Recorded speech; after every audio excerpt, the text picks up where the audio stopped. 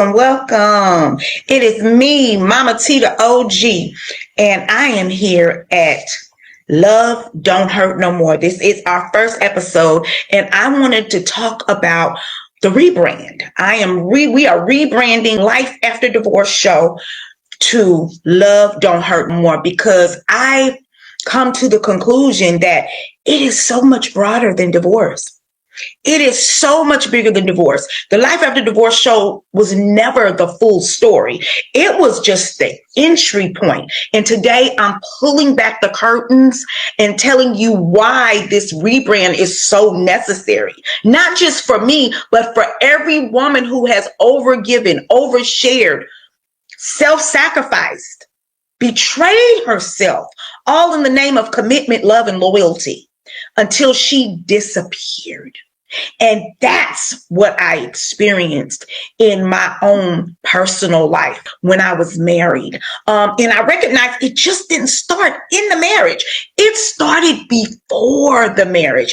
It started in childhood when they made us shrink as young girls. They made us be quiet. They made us, sit pretty. And the girls are sweet and spicy and everything nice. We are not to show anger. We are not to, be too loud, right? We can't be wild. We need to be tamed.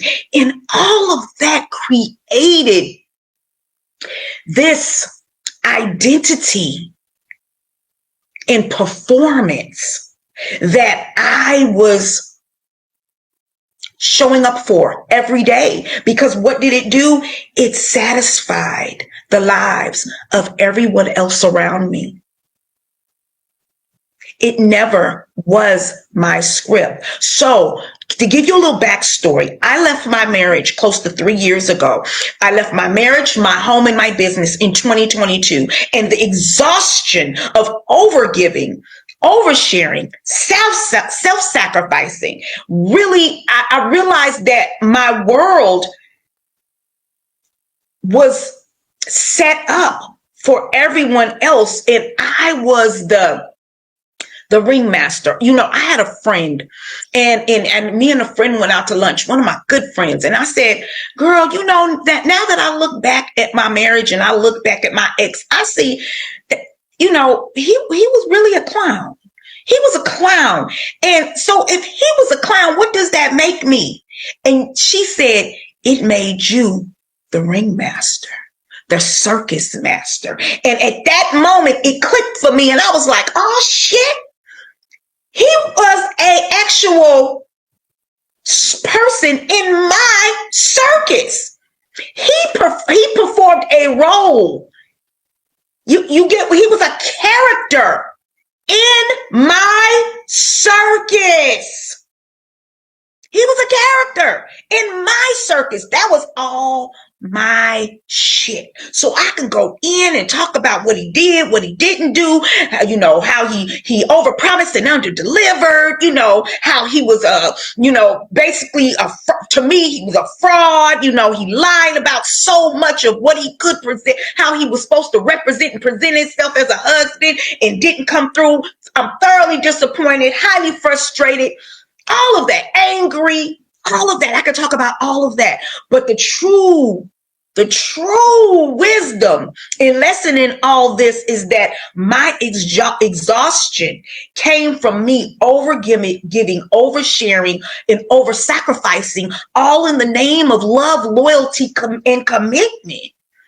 I was abandoning myself, and I had been abandoning myself for years. For years, the marriage was just the point of no return. And what I also realized is that the world would keep turning even if I collapsed. I laid in that bed next to him so many days in telling him, honey, I need help. Please help me. I'm looking for him as my husband to throw me a life jacket, honey. And when he just kept going on through his day, like I never said a word, when people around me that I was connected to was going on in their day, like I hadn't said a word, and still expecting me to show up and represent and give and share and divide and sacrifice.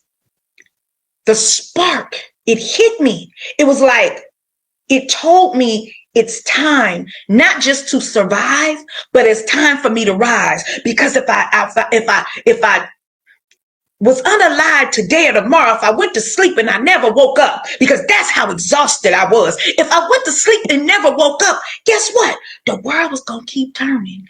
And the people that depended on me, they was just going to become more resourceful. They was going to become more resourceful and still get their needs met without me. So what the fuck am I doing? I had to ask myself that. What you doing? This was all me.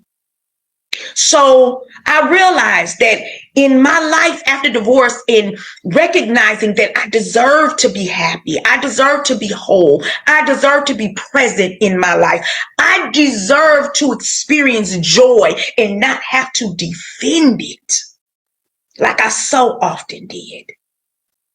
I deserve that, but that's my birthright. I didn't just deserve it in the marriage.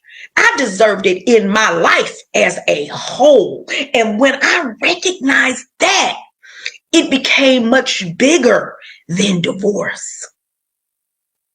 This is a love rehab for all the women who have overgiven, overshared, overworked in the name of love, sacrifice, commitment, and loyalty. Because we were programmed to do such. So it's so much bigger than divorce. So I chose to rebrand and reclaim sovereignty. So this podcast is not just for divorced women. It's for all women. Okay? Who have shared in love, in heartbreak. Who have started out as a bad bitch and turned and went into a relationship and became a sad bitch. This is what this podcast is about. Once again, it's for the overgiver, oversharer, and the women who confuse love as duty. Love is being, love is not supposed to break you. It is supposed to heal you. And there's too many of us out here struggling in love, trying to figure out, does he love me or doesn't he love me? Because they'll breadcrumb us. They love bomb us in the beginning. Those of us who have experienced master manipulators and narcissists, and 90% of men are master manipulators. Okay, we experience this breadcrumbing, they give us just enough to keep us coming back and wanting more. So we keep proving that we deserve it. We deserve that love. Give it back to me. Give it back to me. Give it back to me. And the whole time we are draining ourselves, our love reservoir, our emotional and mental health, as well as our resources. So we end up misused, and abused in those moments. And I'm here to say, love don't hurt no more. Love don't hurt like that. Love, that's not love. That is codependency, toxic love patterns, as well as trauma bonding. So in this, if you are experiencing that toxic love that is self-sacrificing, and you're abandoning yourself, and you're constantly needing to be validated in for them to show you that you deserve love, that's the inner work, beloved, that you have to do within yourself. It has nothing to do with them. They are showing up in your life to be the mirror, to show you where you are not loving yourself enough. Because if we were loving ourselves enough, we wouldn't be in that bullshit. We wouldn't have stayed so long. Many of us are mad with ourselves because we stayed too long. Okay? I think I stayed 4 or 5 years too long. I was with him 8 years. We were married for about 5. I know I stayed 4 or 5 years too long. I know I did, because I kept trying to make it work. I kept trying to see, can I do this? Can I do that? I kept exhausting every effort. And then many times as women, we blame ourselves and we start saying, well, aren't I doing? What am I not doing to get the love that I deserve from this person? Fuck that shit. Fuck that punk shit. If he don't want to love your ass, leave him. Time out for that. Time out for chasing a motherfucker that don't want to love you. It's time out for that. So I am here to share with you a practical takeaway. So you need to ask yourself, where are you in your life? And are you still living under an old title or an old label that does no longer fits you? Because that's what was happening to me. I was evolving right in the midst of my marriage, of my broken marriage. I was evolving all up and through that piece, honey. So I want to give you this affirmation, this love affirmation. And I want you to say this to yourself. I want you to say, I give myself permission to evolve. My story doesn't end where I thought it did.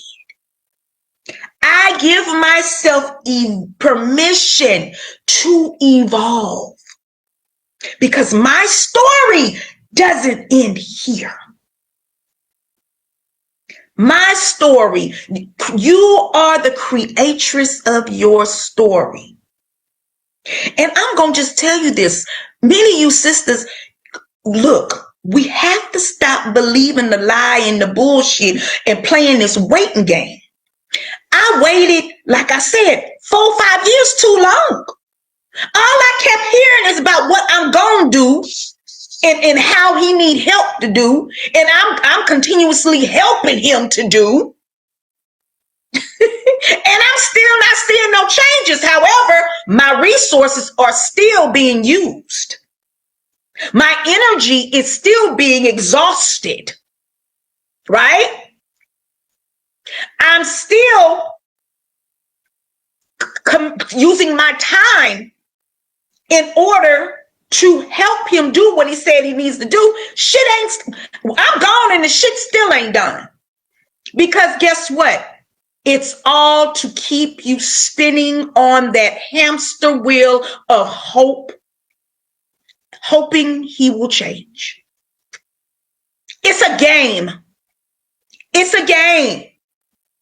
So I give myself permission to evolve. My story does not end here. It doesn't end where I thought it did. Okay. So now I invite you to subscribe to Love Don't Hurt No More, the new podcast, and join the Love Rehab Collective community that I will actually leave a link in the description. If you know a sister that is overgiving, oversharing, overworking, self-sacrificing, and abandoning herself in all kind of damn ways, to the point you really want to call her stupid and dumb, because I was there. Why? Why? Because we really want to believe in them.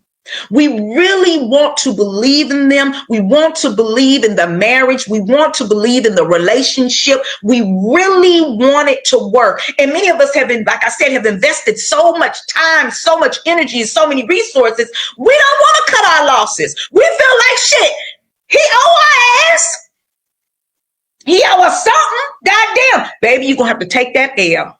You're going to have to do like me. I left marriage, home, and business. I took that L. I took that L, honey, because my emotional and mental health and my peace of mind and how I felt about me was so much more essential and paramount and stronger than anything I had invested with him.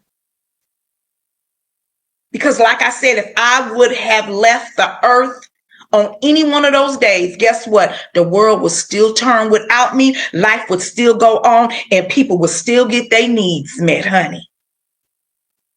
And I was like, nah, I ain't going out like that. That's a simp. Now men be talking about simping. That's a real simp move. That's a punk move for me to go out like that. No, I'm gonna go out this bitch with a bang. I'm gonna slide about this bitch, honey. Hair bomb, face card bomb, looking good, feeling good, feeling and looking at least 10, 20 years younger.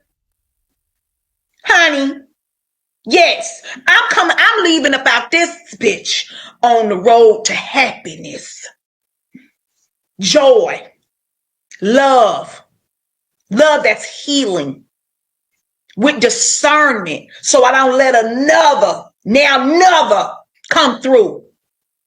And I start that toxic pattern all over again. So I'm doing that self-identifying work because I'm accountable for how you treat me. Ooh. Y'all better get that. Y'all better get that. You are accountable for how somebody treats you.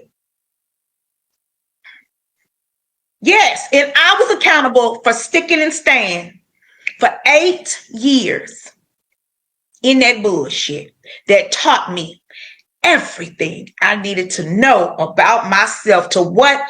Wake the fuck up. So welcome to Sovereignty. I am Mama T, the OG. I love you, baby. And I want you to live in the most elevated and evolved personal description of your life, your love, and your happiness.